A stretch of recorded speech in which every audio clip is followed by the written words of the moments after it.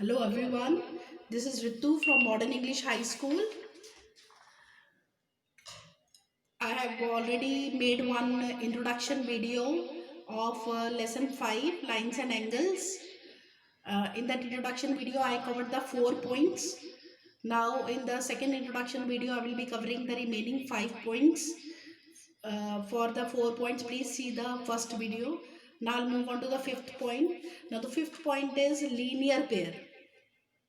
Linear pair is adjacent angles having sum is equal to 180 degree. अब adjacent angles तो I have already taught you in the previous video. Now adjacent angles वो angles होते हैं जिसमें एक vertex एक common arm होती है और non common arms common arm के दोनों तरफ वो एडजेसेंट एंगल्स होते हैं. तो लीनियर पेयर ऐसे एडजेसेंट एंगल्स हैं जिनका सम 180 डिग्री होता है. 180 डिग्री अपने ने पढ़ा ही था, स्ट्रेट लाइन होता है, स्ट्रेट एंगल. तो ये लीनियर पेयर कुछ ऐसा बनेगा, स्ट्रेट लाइन का ऊपर दो एंगल्स ऐसा. तो ये this is a linear pair. तो ए ओ बी और बी ओ सी एडजेसेंट भी है प्लस ये लीनियर पेयर है और लीनियर पेयर के दोनों एंगल्स का सम 180 डिग्री होता है. ये चीज आपको ध्यान में रखनी है हमेशा कि इसके दोनों का sum 180 degree, like A O B and B O C.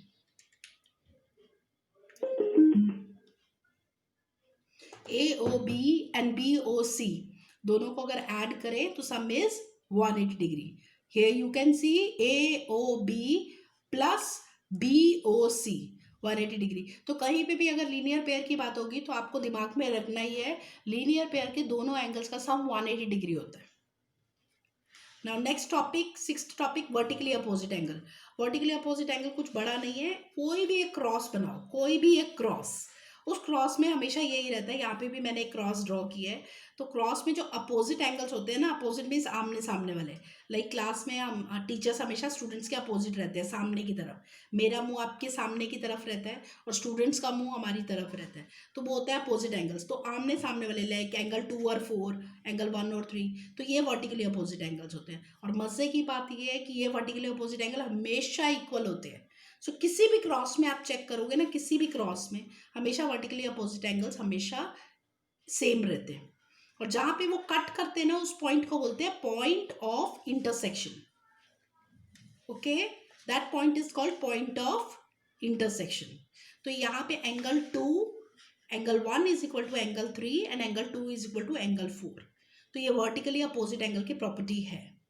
Okay, now the seventh point, pair of lines. अब पेयर ऑफ लाइंस क्या होता है? कई तरीके की पेयर ऑफ लाइंस होती है. मतलब मैं यहाँ पे एक पेयर लाइन की बात करूँ, इंटरसेक्टिंग लाइंस जो कट कर रही है एक दूसरे को, दीज आर इंटरसेक्टिंग लाइंस. जैसे ये वर्टिकली अपोजिट में जैसे हमने दो बनाई है, इंटरसेक्टिंग लाइन, ये पॉइंट ऑफ इंटरसेक्शन. तो दो लाइंस की बात करें तो एक होती है इंटरसेक्टिंग लाइंस, एक होती है पैरेलल लाइंस. जो पैरेलल लाइंस जैसे कि रेलवे की पटरी होती है, वो कहीं पे भी जाके कभी मिलती नहीं है, तो वो पैरेलल होती है हमेशा. अब नॉन पैरेलल लाइंस, ये जो लाइंस है इसको आगे बढ़ाएंगे तो ये कहीं ना कहीं कट कर देगी, तो ये नॉन पैरेलल लाइंस. तो तीन तरीके की पेयर ऑफ लाइंस है. इंटरसेक्टिंग जो कट कर रही है, उसमें होता है ये पॉइंट जो इस पे कट करता है, that is point of intersection. एक है पैरेलल लाइंस जो कहीं पे भी मीट नहीं करती, दीज आर पैरेलल लाइंस. और एक है नॉन पैरेलल लाइंस जो आगे जाके कट कर जाती है. तो तीन तरीके की पेयर ऑफ लाइंस है.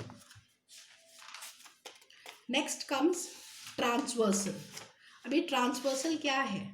ट्रांसवर्सल इज कोई भी दो पैरेलल लाइंस या नॉन पैरेलल लाइंस. हमने तीन तरह के पेयर ऑफ लाइंस पढ़े हैं ना, इसमें इंटरसेक्टिंग की बात नहीं कर रही हूँ मैं, पैरेलल और नॉन पैरेलल लाइंस की बात कर रही हूँ. कोई भी पैरेलल लाइंस या नॉन पैरेलल लाइंस को एक जो सिंगल लाइन कट करती है उसको बोलते हैं ट्रांसवर्सल.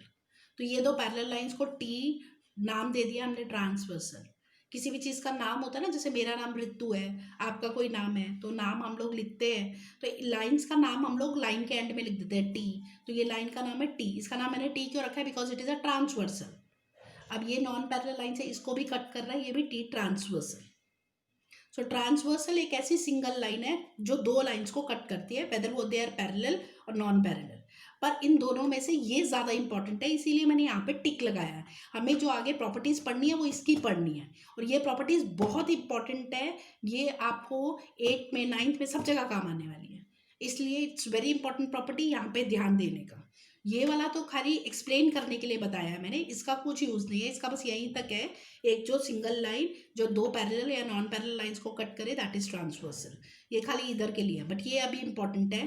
पैरेलल लाइंस में जब ट्रांसवर्सल कट करते हैं तो उसकी कई प्रॉपर्टीज होती है, वो अभी हम लोग पढ़ने वाले हैं। तो प्रॉपर्टीज ऑफ पैरेलल लाइंस। अब कोई भी दो पैरेलल लाइंस को जब एक सिंगल ट्रांसवर्सल कट करता है तो टोटल 8 एंगल्स बनते हैं। देखो 1 2 3 4 5 6 7 8, अभी टोटल 8 एंगल्स बन रहे हैं। अब इन 8 एंगल्स में से ये जो एंगल है ना बीच बीच वाले, इसको बोलते हैं इंटीरियर एंगल्स। एंगल 4 3 4 5 तो एंगल 3 4 5 6 आर इंटीरियर। ये मैंने रफ में इधर लिख दी है। 3 4 5 6 को इंटीरियर एंगल्स बोलते हैं। 1 2 7 8 को एक्सटीरियर एंगल्स बोलते हैं। तो कभी भी पैरेलल लाइंस को जब एक ट्रांसवर्सल टी कट करते हैं तो 8 एंगल्स बनते हैं, जिसमें से 4 आर इंटीरियर 4 एक्सटीरियर। ओके, ये तो खाली समझने की बात थी। अब इसके बाद ये जो अब 3 प्रॉपर्टीज आएंगी ना, ये बहुत ही ज्यादा इंपॉर्टेंट है। अब प्रॉपर्टीज ऑफ पैरेलल लाइंस में से फर्स्ट प्रॉपर्टी क्या है? Corresponding angles are equal. अब कॉरस्पॉन्डिंग एंगल्स क्या होते हैं? एंगल 1 और 5। ये देखो मैंने लिखा है। अब 1 और 5 क्या हुआ है? सेम पोजीशन पे है। मीन्स ये इस लाइन के ऊपर की तरफ है, ये इस लाइन के ऊपर की तरफ है, नीचे वाली पैरेलल लाइन के, तो पोजीशन सेम है। तो ऐसे थोड़ा मैं 1 5 बोलूँ तो 2 बोलूँ तो आपको आइडिया आ जाएगा 6, 4 बोले तो 8, 3 7। तो ये 4 पेयर्स है कॉरस्पॉन्डिंग एंगल्स के, ये इक्वल होते हैं। कंडीशन क्या है? अगर ये दो लाइन्स पैरेलल होंगी एंड उसको एक single line transversal T cut कर रहा है तो ये 4 पेयर्स हमेशा इक्वल रहेंगे। 1 और 5 इक्वल होगा, 4 और 8 इक्वल होगा, 2 एंड 6 इक्वल होगा, 3 एंड 7 इक्वल होगा। These are called 4 pair of corresponding angles.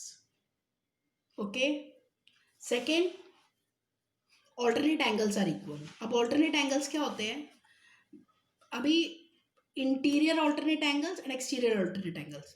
Interior alternate angles भी दो तरीके के हैं, इंटीरियर अल्टरनेट एंगल्स। अब इंटीरियर एंगल्स के नाम से पता ही लग रहा है आपको, इंटीरियर एंगल्स मीन्स इन चारों एंगल्स में से किसी की बात हो रही है। अब अल्टरनेट एंगल्स मीन्स एक इधर का एक इधर का। तो इंटीरियर मीन्स 3 और 5, 4 एंड 6।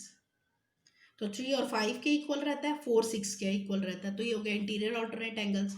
अब एक्सटीरियर की बात करें तो 1 7 के इक्वल होगा, 2 8 के इक्वल होगा। तो 1 5 के भी इक्वल है और 5 3 के भी इक्वल है। तो 5 3 के भी इक्वल है, 5 1 के भी इक्वल है। 5 1 के इक्वल कैसे है? कॉरस्पॉन्डिंग है। 5 3 के इक्वल कैसे है? अल्टरनेट है, इंटीरियर अल्टरनेट है। तो एक ही एंगल दो दो एंगल्स के भी इक्वल है। ठीक है ना? तो ये आप प्रॉपर्टीज जब आपको यूज करोगे इन क्वेश्चंस तो आपको पता लगेगा। तो कॉरस्पॉन्डिंग एंगल्स के कितने हैं? 4 पेयर्स हैं। ऑल्टरनेट इंटीरियर एंगल्स हमने पढ़ा है, इंटीरियर ऑल्टरनेट एंगल्स के 2 पेयर्स हैं। ऐसे एक्सटीरियर ऑल्टरनेट एंगल्स के 2 पेयर है। तो अगर टोटल ऑल्टरनेट एंगल्स के पेयर बोले तो वो भी 4 है। कॉरस्पॉन्डिंग एंगल्स के भी 4 पेयर, कॉरस्पॉन्डिंग एंगल्स के भी 4 पेयर और इंटीरियर ऑल्टरनेट एंगल्स के भी 4 पेयर। अब interior angles on the same side of transversal are supplementary. अब इंटीरियर एंगल्स की बात करें तो वो तो टोटल 4 ही एंगल्स है, ये बीच वाले। अब interior angle on the same side of transversal means transversal के एक साइड में, यानी कि ये 4 और 5, तो इन दोनों का सम 180 डिग्री होता है। ये थर्ड प्रॉपर्टी है, ये रूल है। ये तीनों प्रॉपर्टीज रूल्स है। ये रूल्स आपको याद रखने हैं दिमाग में कि first corresponding angles are equal, second alternate angles are equal, third interior angles on the same side of a transversal are supplementary. यानी कि 4 + 5 को आप प्लस करोगे तो 180 आएगा। बताया था ना मैंने पीछे सप्लीमेंट्री एंगल्स क्या होते हैं। सप्लीमेंट्री एंगल्स वो एंगल्स होते हैं जिनका सम 180 डिग्री हो। यानी कि 4 और 5 को अगर प्लस करेंगे ना तो 180 डिग्री आएगा। ऐसे ही 3 और 6 को प्लस करेंगे तो 180 डिग्री आएगा। Okay okay, I hope you must have understood this chapter. Thank you.